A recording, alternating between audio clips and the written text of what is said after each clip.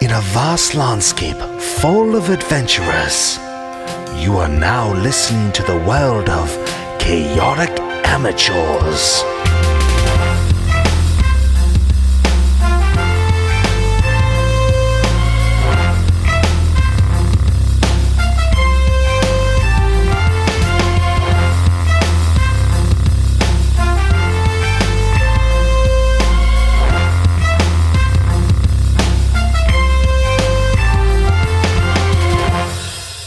Welcome to Chaotic Amateurs, the internet's #1 D&D 5e play podcast. I'm your host and DM.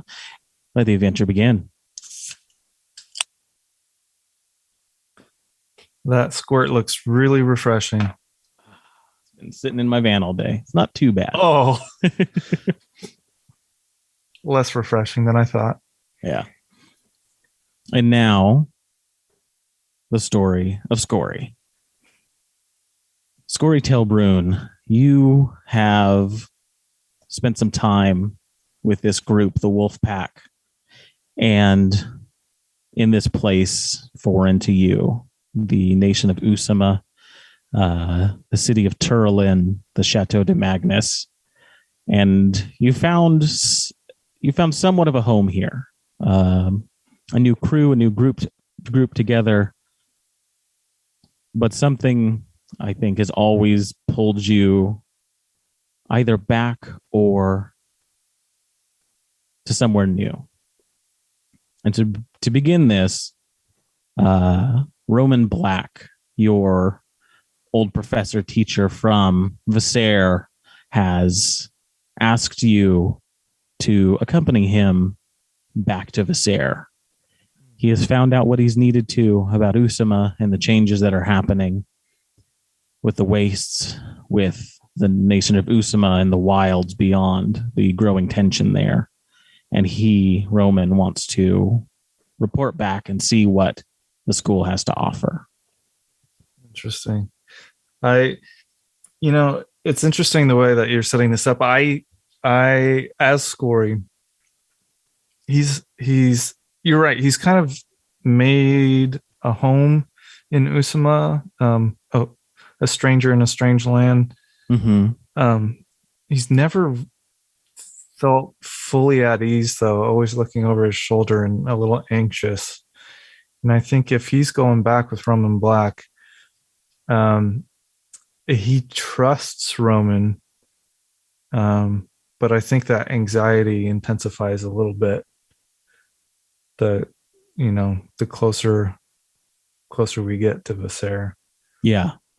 And so what I'm thinking is, you were wanting to have a boat built. Mm-hmm.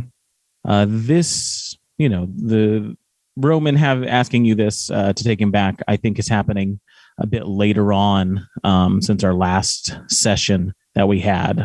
Times move on a little bit. Changes in Usama are happening. Tensions are a little high. And that might be kind of a part of why Roman wants to leave as well.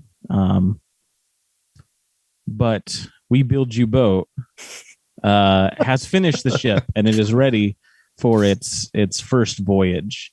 You take the road east or west, past Turlin, along the river, skirting the fairy woods, to a small port town full of halflings and other folk. There's a fog that's always rolling in here. The ground is always muddy and mucky. But you arrive at the shipyard and your small boat is ready. What does it look like and what is its name? Oh, gosh. It's not the biggest boat. It's something that will allow you to travel and carry some goods. Okay. Are we talking single deck or is there a below deck kind of a thing? I think there's a small below deck. Okay. So there's a small hold that can carry cargo and can, sleep. Probably a crew of about a dozen on the ship. I like it. Okay. Naming the ship is probably more important to me than it should be. No. This is important stuff, Scory's setting sail on his own ship, funded by the enterprise of Adrian, and the mercenarying work of the chateau against some of the wild attacks that have happened. Money is plentiful, and this ship has is it's a good looking ship. Yeah, I assume it's a good looking ship. You got to tell me. It definitely does. I think given the woods used, it's got kind of a darker look to it than maybe some other boats would. Like almost like it's oil soaked, like train track ties, like the ties. Sure, yeah. They've got this kind of dark, oily look to them, and I think it's maybe something either native to the woods that they used, or some sort of treatment that the halflings use specifically to waterproof or something. Yeah, I think out here in some of the mud flats, they'll take old boats and just bring them all into these large flats and just cover them. They'll break them down and cover them, and after an amount of time, it kind of cures them. The water and then the woods that feed into there. Take on that clay, whatever the natural sediment is in that muddy. Do you watch The Curse of Oak Island? No. Okay, never mind. I think this boat henceforth shall be called the Immunity. The Immunity. A small ship, hardy, good for getting from place to place, and definitely good for getting there at night. Cuts through the water, silently, and just does well in these kinds of shores. The small channel that you and your crew used to pirate. They had a larger ship, but you're sailing in those same kind of waters, same difficulties, and the ship was built for it. You hire a small crew, I think at least one of the crew is one of the halflings that you fought in the tournament. Not all of them, but one of them, figure you'd be paying good money. He heard about the business. He's like, I'm gonna take some of this money. Come on. Will you remind me? Hopefully, this isn't putting you on the spot, and you remember better. Who was the one that I encountered that wore a mask that obviously served on the Death's Bride? You had a conversation with them. I do not remember their name. I think they were Elven or something, right? They wouldn't have been one of the halflings that. They were part of their own kind of adventuring group. Okay. They were the group that was most similar to you, because there's the halflings, the two elves, and then a group of mercenaries, the sunflower shields, or something. That's right. Like that. Yep. If you recall, he spoke to you a bit, but after the tournament, something had happened. The Medusa that they had, the Gorgon they had as the final fight, escaped and had turned him to stone. Oh, yeah. And they had to send him to the Arcane Academy to be cured of this. Unpetrified, yeah. That's what became of that fellow. Jeez. Yeah. Okay. They at least they're not joining this ship. Yeah. Who knows what's going on with that guy? It costs some money to get unpetrified, and I don't know how much he had. But you take the ship out and you sail down south to the Port of Stone. It is in this the inner channel between Usama and the main continent.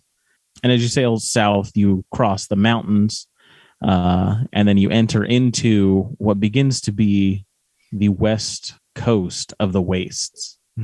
Really craggy, massive cliffs along the shoreline. And you kind of hug that, knowing where to dip in and out of little shoals, little islands, to make sure you're not seen. I like this nimble boat. This is a good boat. You clock a couple of ships that you don't want to be seen by as you go down. And because you have this nimble boat, you're able to circumvent their sight. A few close encounters, but being able to magically see helps you in this endeavor. The captain being a seer is something of a oddity among ships. It's novel for sure. And I feel like I part of me wishes the gang was here to see this, because this is where my life has been. This is what my skills are honed for. Mm-hmm. And so if somebody's watching this movie of Scory on the seas, you see him creating winds and moving water and creating fogs and to hide the boat, and all these skills that he learned in Visser and that Roman Black helped coach him on. Mm-hmm. They're coming out. He kind of regrets that he never got the chance to show off his skills, because obviously swinging a machete was not one of his fortes. However, being on the seas is where it's at for Scory. Yeah. I imagine Scory's wrapping up some rope, tying some knots, and then using that machete to kind of cut the rope when needed. This tool that was used in battle is again used for its intended purposes as a tool. As you head down the coast, one of the days you head to the shore just to gather some things that Roman might need, some supplies or not supplies, but some ingredients that he foresees in the future that he may need. And you bring it into a little cove, this ship, the Immunity, and spend the night there. Roman gathering things, you helping him, making sure the crew knows what they need to be doing. They stay close to the boat and close to camp, just in case anything needs to happen. They need to get out quickly. They've got everything ready. As you're out exploring the edge of the wastes, this place that last you were here was rock and desert and dry and hot.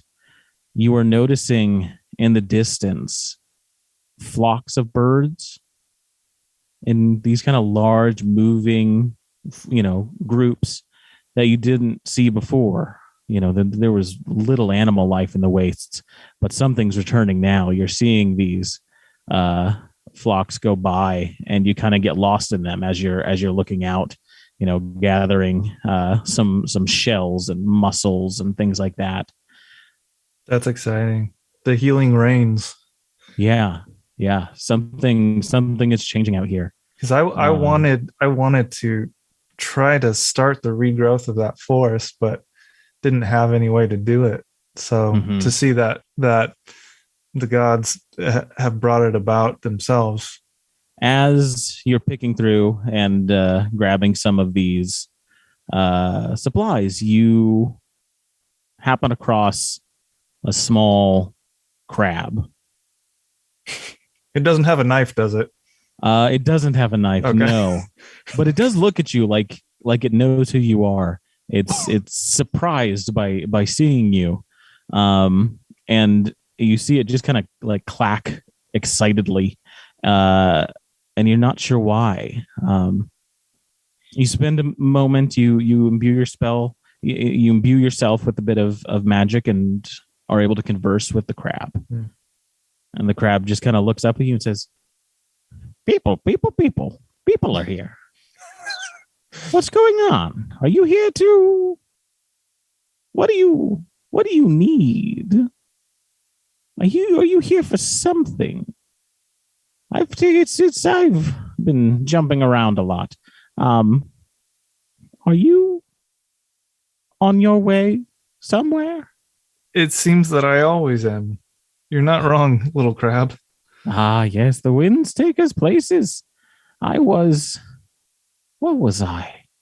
A bird not long ago. Now a crab. So interesting.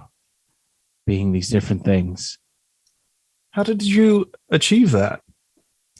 you just jump from one place to another, one animal or rock, like that rock over there. And you see the crab kind of like go limp for a second and then skitter off. And then this group of rocks kind of like forms a humanoid shape and just kind of picks itself up. And then you hear, see, I can be a rock. It's that is a strange thing. That is a good trick. What is your name? Should I call you Rocky or? Yeah, that works. Crabby? I don't know about names really. But do you remember your original form? Like, how far back can you remember? What were you originally?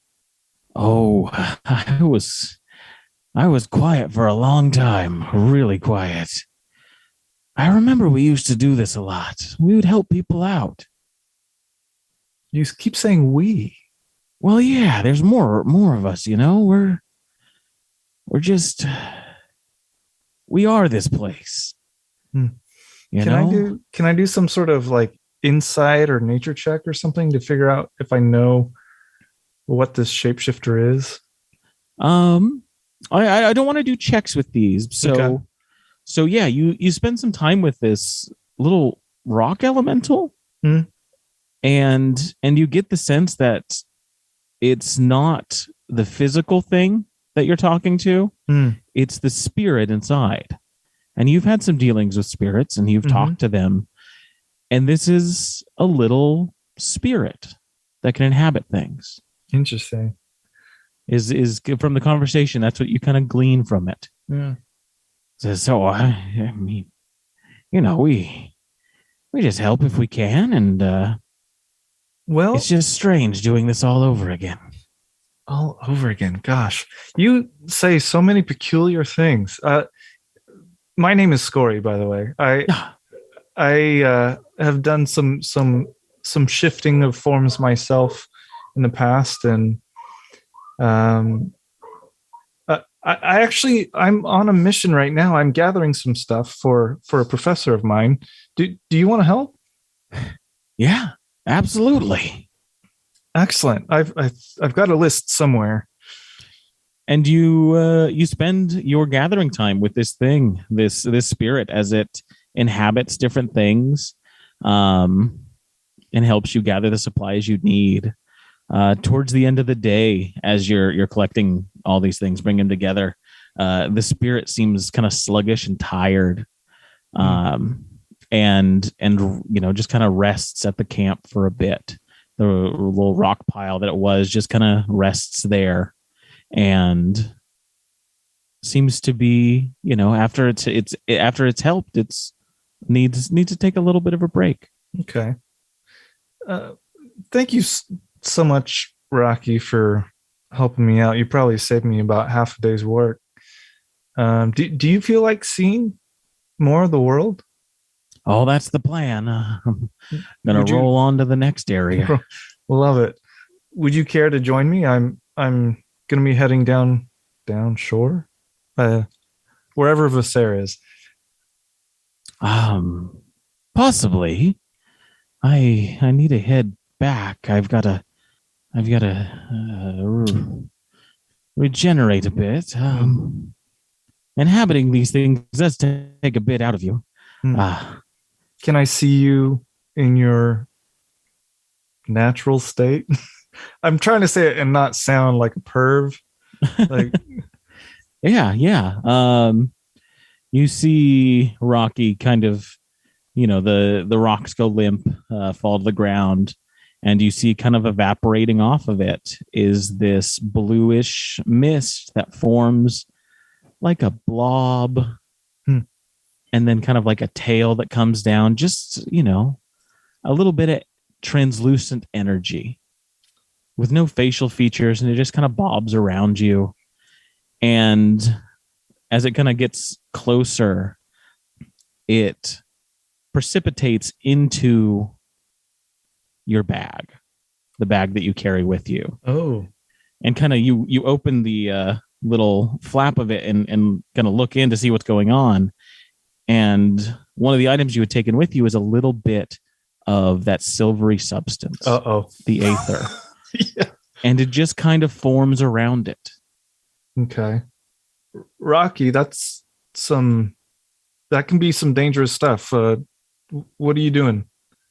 It seems Rocky is asleep at this moment, and as you bed down, as you head back to shore or head back to sailing on the seas, you realize that this spirit has some sort of connection to the Aether. Interesting. Okay. And as it rests for the night around that little flask, it consumes some of it and is then able to help you again. It just seems to want to help. Not too much, not doing things wildly difficult, but a little helpful spirit. Yeah. Wow. As you go about your path south. Well, Rocky, I'm glad you're sticking around. As you head south, you get to the Port of Stone, this massive stone cliff with a small town at its base, almost bolted to the cliff.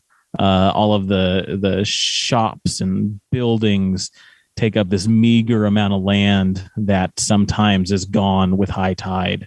Most of it is built out of these dockings. A lot of people don't have homes, but just live on their ships that are permanently moored to the dock. Here, you are going to dock the ship and travel to Visair. This is the closest, or the easiest route, at least, is from the Port of Stone to get to Visair. Okay. What's the first thing that Scory does when he comes into town? First, Scory would check in with the rest of his crew and see if there's anything that they need before he goes off on his own.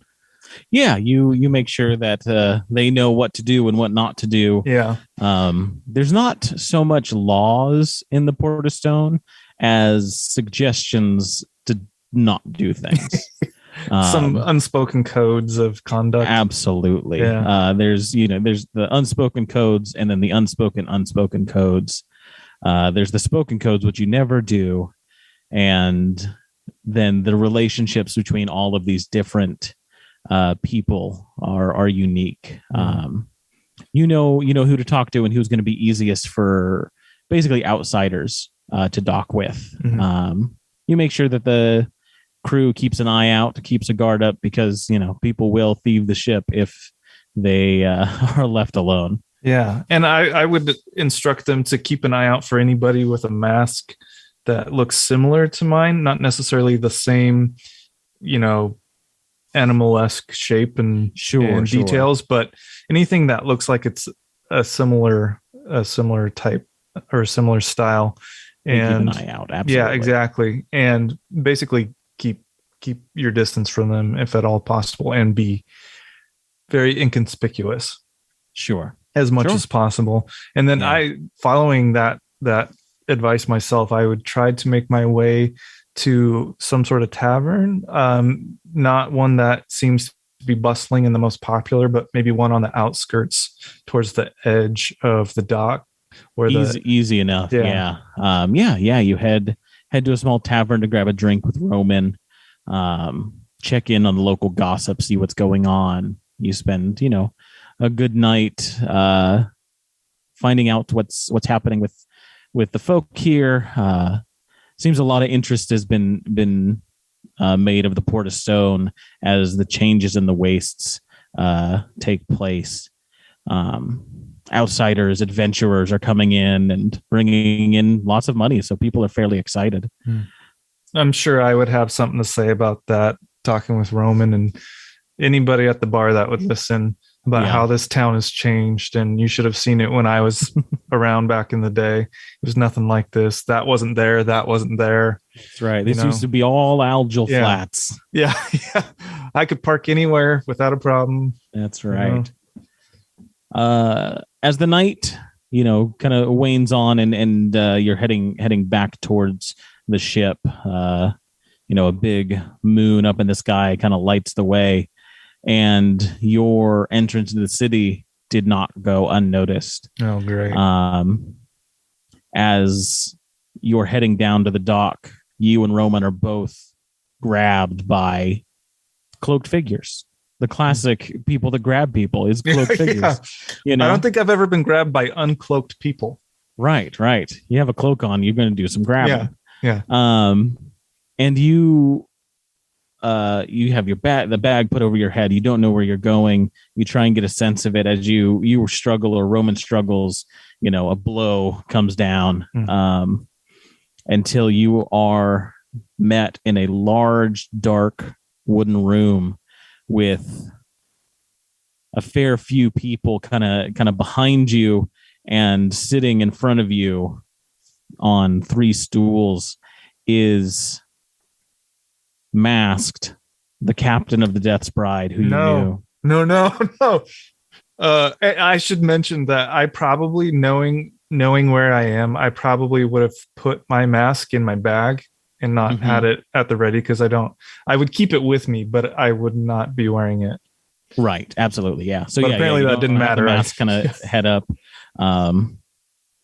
The 2 other figures, you know, one of them is one of the more profitable merchants, and another one is this older gal, one of the small orphanages on the in the Port of Stone, has a leader has a lot of weight in town, and you're brought before this trifecta.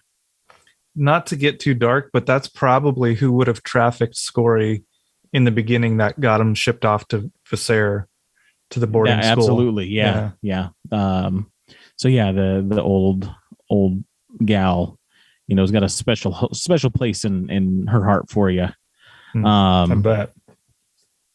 The captain of the Death's Bride, mask on, is this just Cthulhian kind of thing. You have an octopus mask, but this has odd shapes to it, tentacles coming off at wild angles.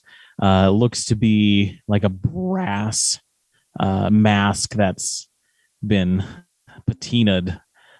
They get up and speak to the other 2 first and say, "This trial is for my ex-crewman Scory. They were never meant to return to the Port of Stone, but now riches have come, and they seek profit from us after putting in no work. I've brought you this traitor, and I wish for you to decide their fate." The other 2 kind of nod and then ask them to sit down. The merchant looks at you, some dark elf with kind of an odd scarring on their face, fine clothes, says, "What do you have to say for yourself, Mr. Scory Telbrun? I knew you slightly, and I know more of the stories of your departure after the good captain has made me aware. Why have you come back? What fortunes have you brought to the port? And what do you plan on doing?" Well, I can tell you that I'm just passing through, but I know that's not going to matter to you. Pointing to the Black Widow, the captain of the Death's Bride. That one over there just wants me dead. And I know there's nothing I can do to convince her otherwise. But in my defense, I am just passing through. I'm heading back to Visair. And about riches, I don't have anything to offer, but I do have an argument to make. The riches that you now experience in the Port of Stone and the flourishing lands that were called the Wastes, that is because of me and a small group of my friends. We are the ones to thank for your fortune now.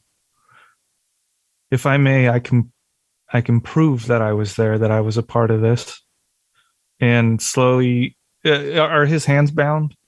Scory's, no, but there's no, your hands aren't bound. Okay. And he slowly reaches into his bag, moves aside his mask, says, "Sorry, Rocky, I need this real quick."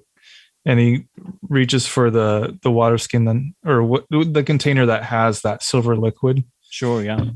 And pulls it out. As you pull that out, there's some hushed murmurs as it's shown in this courtroom of sorts. Yeah.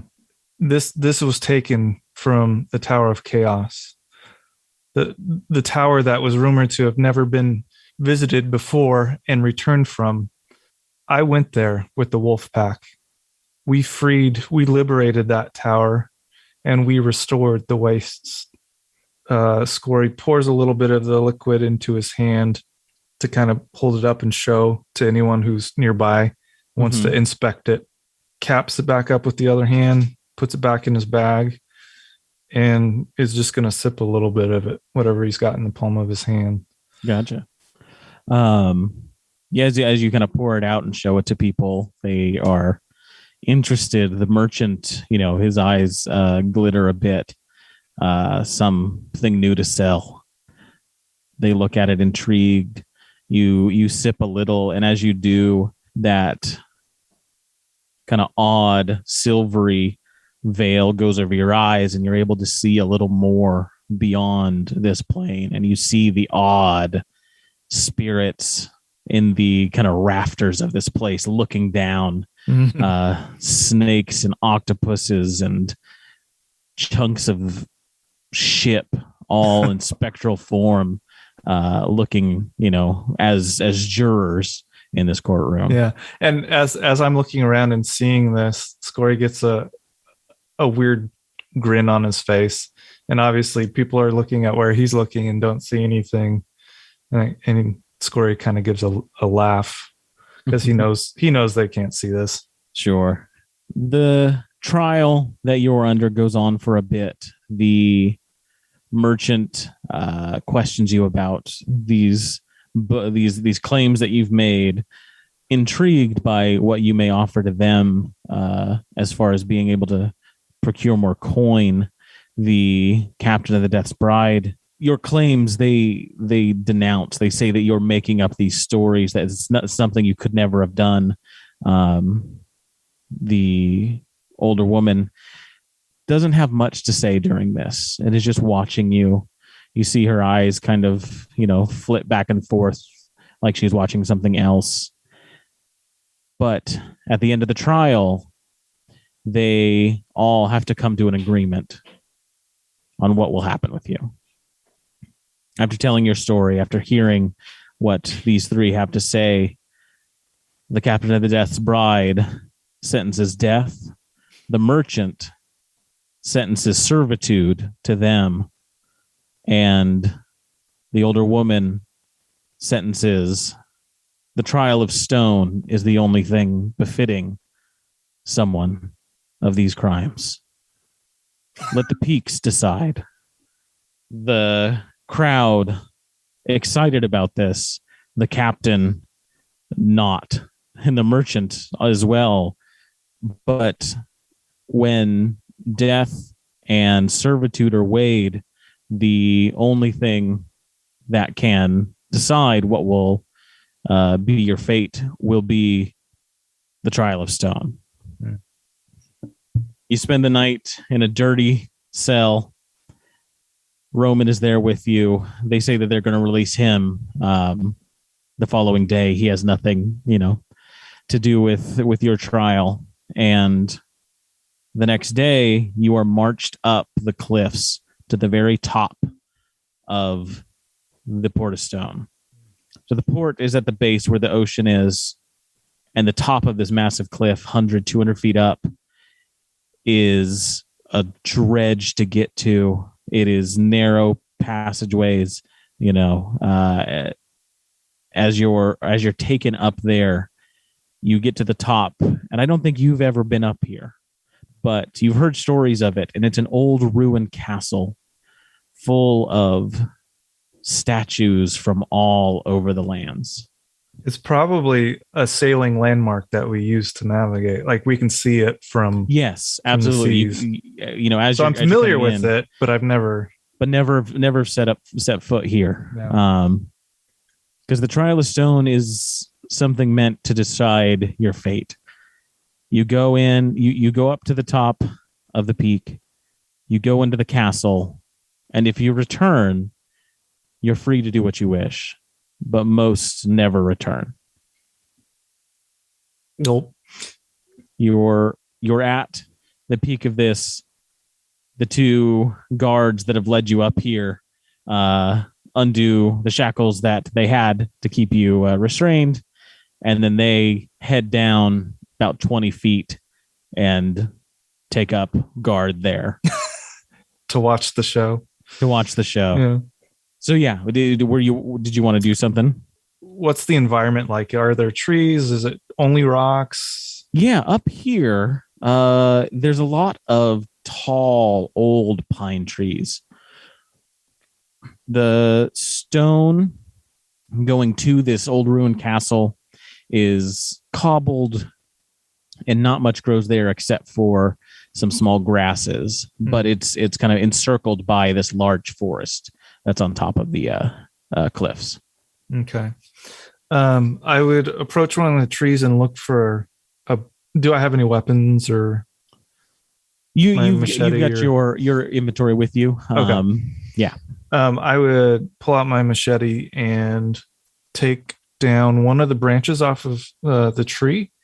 One that looks like it's thick enough that I could cut off some pieces and just have some makeshift runes made.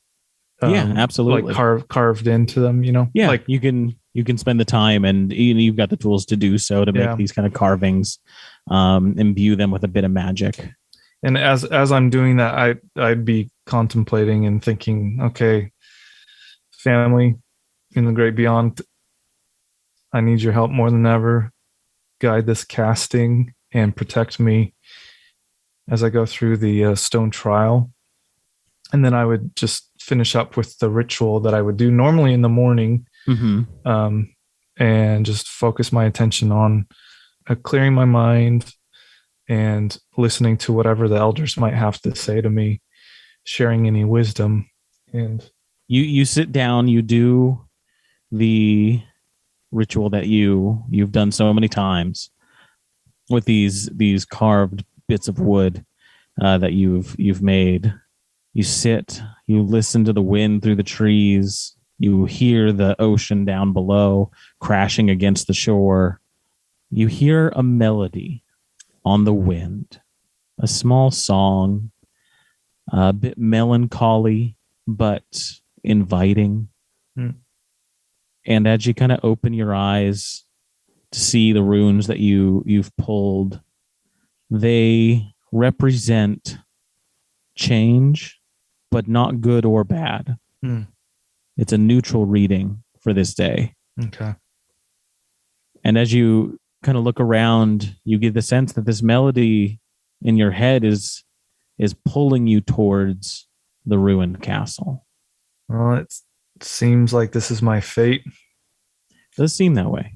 The people down below and the people above me all seem to want me to come here, so I'm being drawn in, and I, leaving the runes scattered on the ground, walk myself into the ruined castle. All right. As you head on in, you enter into the courtyard first that surrounds the main castle. Most of its walls are broken, but the stronger supports are still up. Inside, you start to see the things you've been told were up here. These statues of people from all over, caught in poses of valor and glory, attacking or defending. There's a wizard that looks like they're casting some sort of spell. There's a druid that looks like they're midway through the transformation process, trying to become a dire wolf.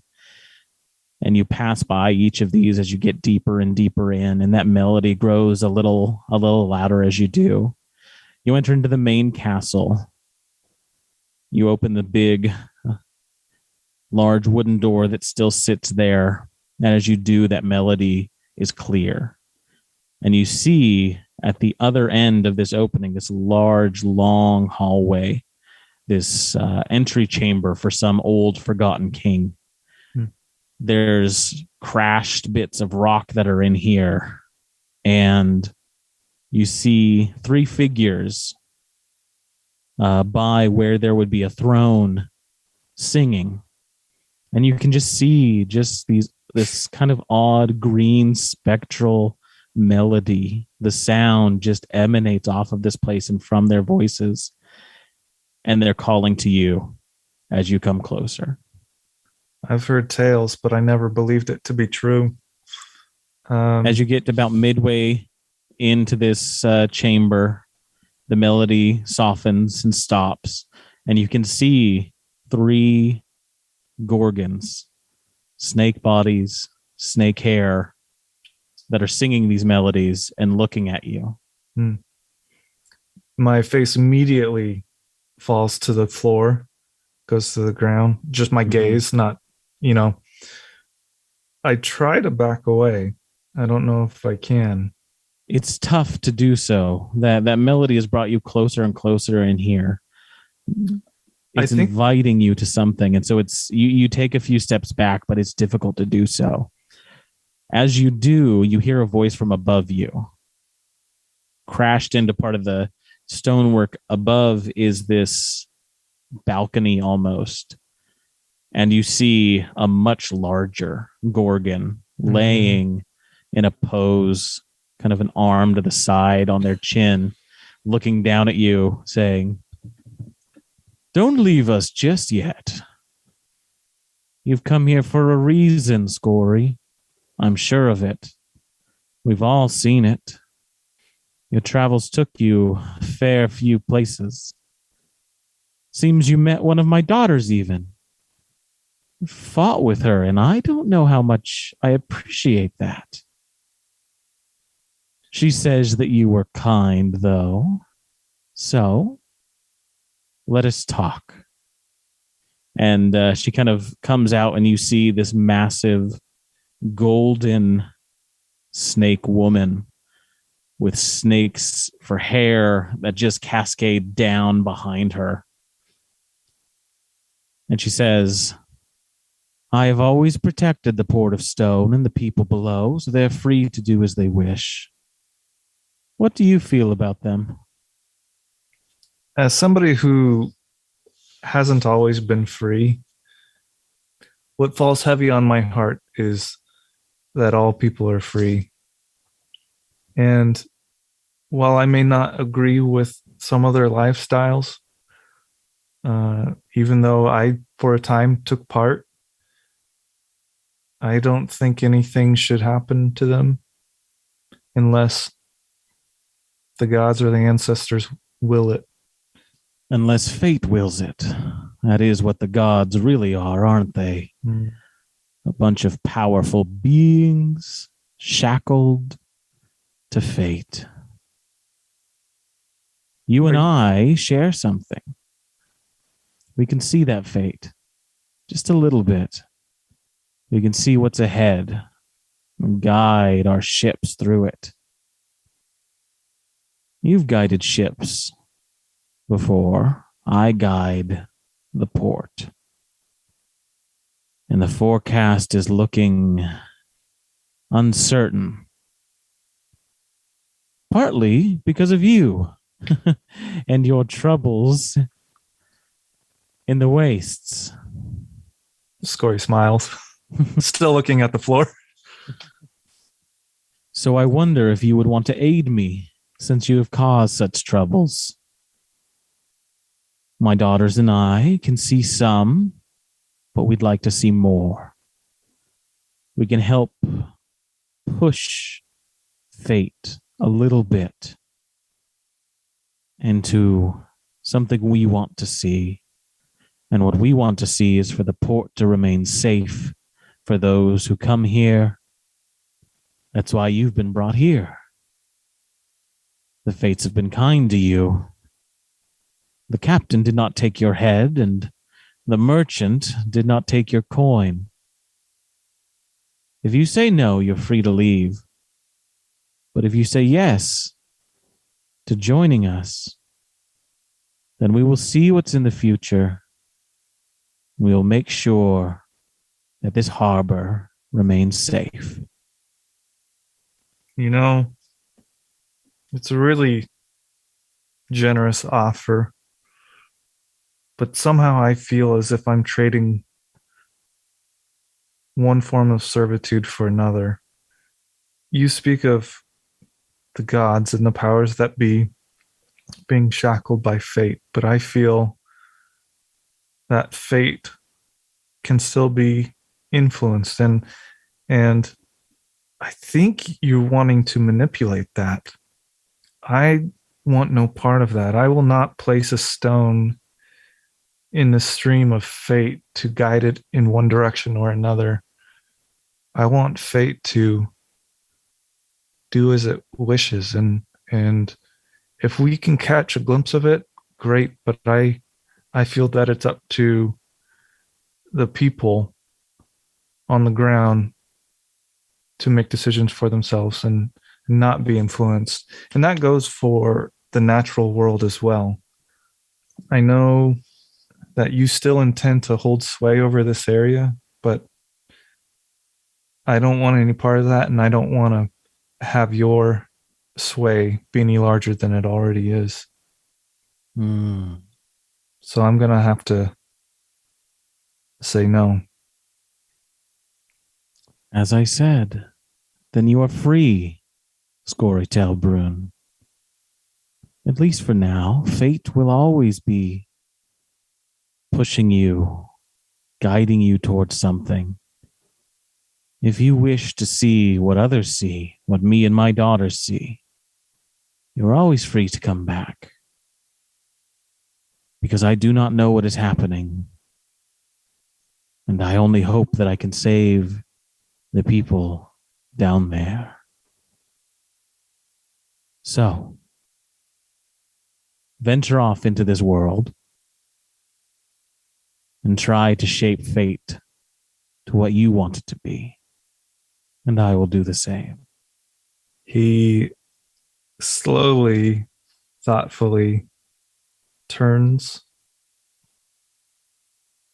Is the song still going in the background? The song's ended. Okay. I'm going to try to walk out, but I'm going to be humming that tune as I walk out. It's now stuck in my head. If I'm able to walk out, I'm going to do that, humming the tune. And once I'm out of that chamber, that particular throne room, I want to take note of the statues again on my way out and kind of internally pay respects to the people that those likely once were. Mm-hmm. Yeah, you head out. You spend a moment with some of these statues, trying to figure out what moment they got caught in. It's hard to tell. They're still petrified. Maybe they were here trying to do good. Maybe they were here trying to do bad, but there's no way to tell now. And Scory is left to do what he wishes. He's not bound to anyone. As far as the Port of Stone is concerned, you're free. You've come to the Trial of Stone and you've left. You've got your ship and you've got your destination to Visair if you wish to take it. I don't think we'll ever know what happens with Scory because it'll always depend on what story is right in front of him. And I think that's where we'll leave Scory's story.